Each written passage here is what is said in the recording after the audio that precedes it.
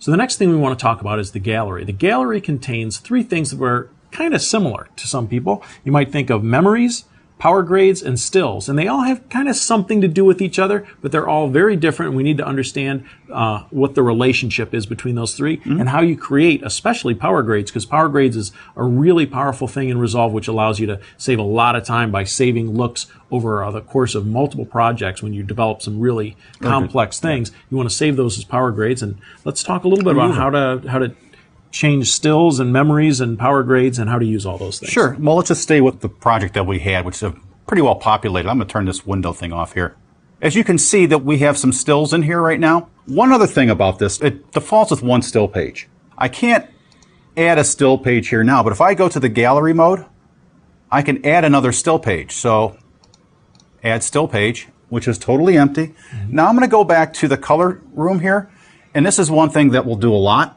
I'm going to right click on it, and I can grab stills from the first or the middle frame. I'm going to do it from the middle frame, and it just went through and grabbed all my color corrections and stills for references if I need them. From the timeline. So it from this timeline. It took all of the middle frame in each clip from the timeline and grabbed a still of it and populated the Stills to tab with those frames. You can use the color correction, or you can play it as a still. So if I selected play still, it's going to default with a quick wipe back and forth with that. So if you want to do a match. Right. So I'm going to turn that wipe off. So we know we can store as many stills as we want per our job, right? And those stills actually maintain the correction that's on underneath of that still. All the way through. Perfect. So let's move to the gallery now. Perfect. Let's talk a little bit why that's helpful. So when we come into the gallery, this is that second page that we just created. I can click on it and remove the current still page if I wanted. So it's gone. Okay. This is the first page that I had in there, which is basically all the other same stills we had, right?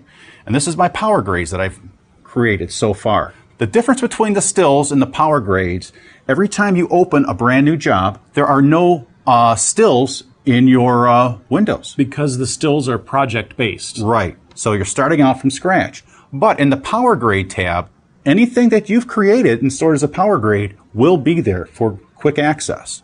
One other thing that sometimes you need to do, especially if let's say you're doing a project and you have 7 or 8 reels, and I don't like building everything into one project. I like breaking it up. It's easier to maintain and manage. But I want to go back and grab some of those stills and color corrections from a previous reel. That's what makes Gallery great. I'm going to go back to my user here, which is Bob, open it up, and I'm going to scroll down. This is a list of all the jobs we have in here right now. And I'm going to go to, here, we'll go to Bob's project. What does that give me? Oh, there's a couple stills right there. I can select one at a time and drag it on down, or I could select the first, hold the shift key, drag them both on down.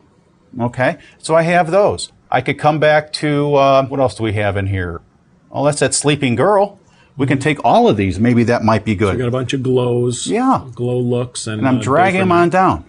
So, for example, if you knew, hey, I had this great look that I created from another project and I want to apply that to the current project, you could grab them, put them in your power grades, and then from the power grades, you can then apply them. Well, I loaded these all into the power grades, but you can do this. Actually, what I normally would do is load them into the stills. I thought I had the still window open, I had the power grade window open, but again, it's still the same thing.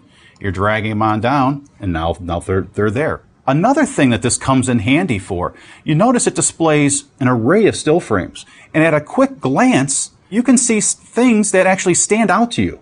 So it's another way to give yourself a quick look. Oh, wait, that is standing out too much to me. I got to go take a look at it again.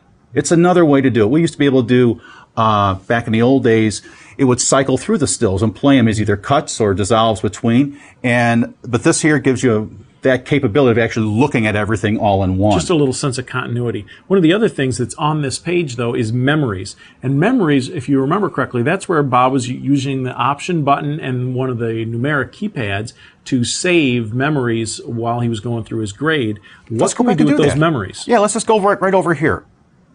I'm just going to load this into that color correction and brighten it up, and we're going to pretend we love this. Okay? And I'm just going to... That's going to take a lot of creative... Well, what can I say? Option 1 is going to put it into my A buffer right over there. So you see the still, you see the effect applied to the still. Right. And so now if I just go to the gallery page, I can take this and drag it on in here. And when it loads in, I'm going to put a new label on it, change the label, and I'm going to say cool look.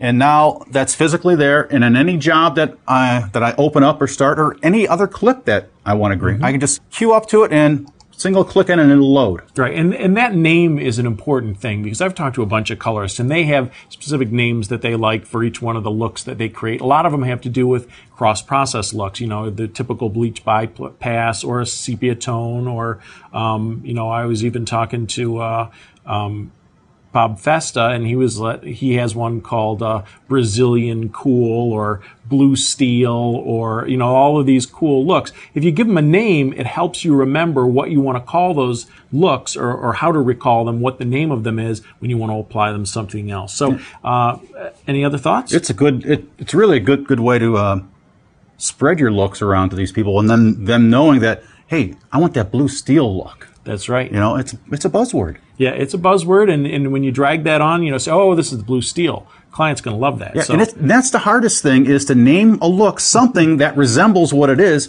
That's cool. Yeah, and it's also like, you know, when you go to restaurants and the description of the food is like so good, you're like, wow, I've got to have that. Yeah, it's a hamburger. That's all it is. But if you name it something cool, that could be the thing that sells the look, and that's a little bit about gallery.